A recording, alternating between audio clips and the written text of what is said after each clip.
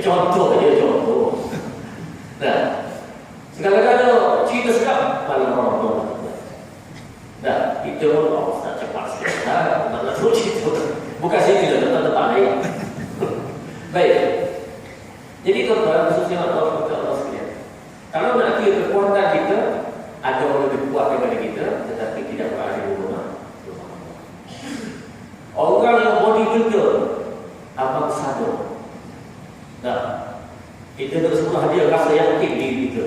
Sebab apa hal dia ni tak boleh lawan ni, body main gitu tuan-tuan. Oh, bukan main abang sadar. Tuan-tuan, waktu subuh dia tak boleh bangun. Nah, kita rahmat tak boleh bangun. Apa sebab itu? Itu kerana rahmat Allah Subhanahu wa taala. Jadi makna tuan-tuan, Allah boleh buat amalan, Allah boleh buat satu kebaikan sekarang ini kena dengan Allah Subhanahu wa taala, maka rahmatnya ada bersama dia pada masa itu. Rahmat inilah yang membawa dia ke jannah dalam syurga. Nah, ini dia Imam Nawawi punya apa nama? Dia taufikkan, dia gabungkan di antara ayat dan hadis. Jadi selesai masalah. Jadi kalau orang yang tak faham Quran, tak faham hadis, akhirnya dia kata orang tolak saja. Dan ini bertentang zahirnya secara zahir. Macam kalau ada orang memahami tentang masalah selain tarawih. Ini satu golongan ni, saya sebut.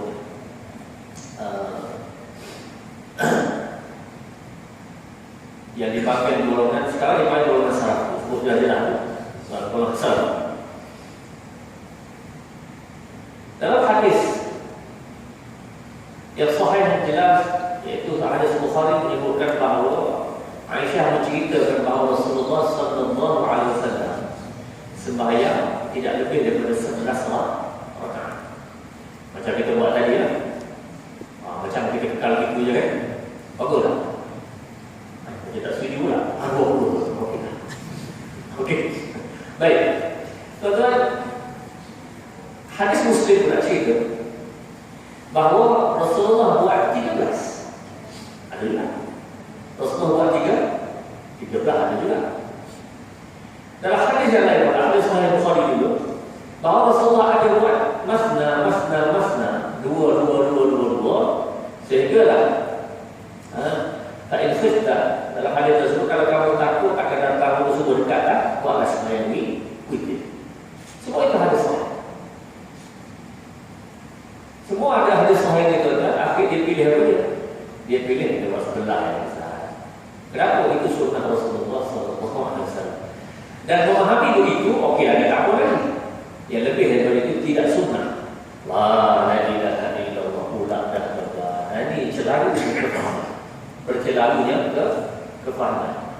Tapi itu yang Umar buat 20 daripada zaman Umar Al-Khattab radhiyallahu anhu, Uthman radhiyallahu anhu, Ali dan seterusnya sampai ribuan tahun itu di Mekah sampai sekarang buat 20. Itu sunnah siapa? Ya? Adakah berani-berani Umar meletakkan demikian pandai-pandai ya? Tuan-tuan, bila kita baca sejarah bahawa sembahyang tarawih ini pada asal zaman Umar pun 11. Zaman Umar asalnya 11 buat berjemaah. Tetapi takhfifan linnas, untuk meringankan kepada orang ramai, tukar buat 20. Kan sebelah lebih mudah daripada 20. Untuk meringankan daripada sebelah jadi 20. Macam mana pula begitu? Penting benar. Tuan-tuan, dulu kan zaman Umar dulu, Ubay bin Ka'ab, orang pertama jadi imam tarawih pada zaman Umar, membaca 3 juz Quran. 3 juz Quran ini 60 muka surat.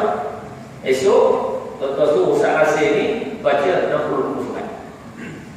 Jika Ustaz Asir suruh main, Ustaz balik ke mana? Jadi suruh pegang. Baik tuan-tuan, sehingga sebahagian daripada mereka yang takiuna ala al-asr, terpaksa pegang tongkat nak sembahyang, punya nak sembahyang sunat je cerita ni. Dah sembahyang sunat tapi punya nak sembahyang pegang tongkat nak berdiri. Allah, Masya Allah. sebahagian mereka menyadar diri. Dia tiap begini tuan, dia sadar. Kerana nak tahan supaya panjang maklum saja kan. Maka dengan sebab itu tuan, akhirnya dipanjangkan tersebut menjadi 20 rakaat. Nah, itulah cekal sampai zaman sekarang 20 rakaat.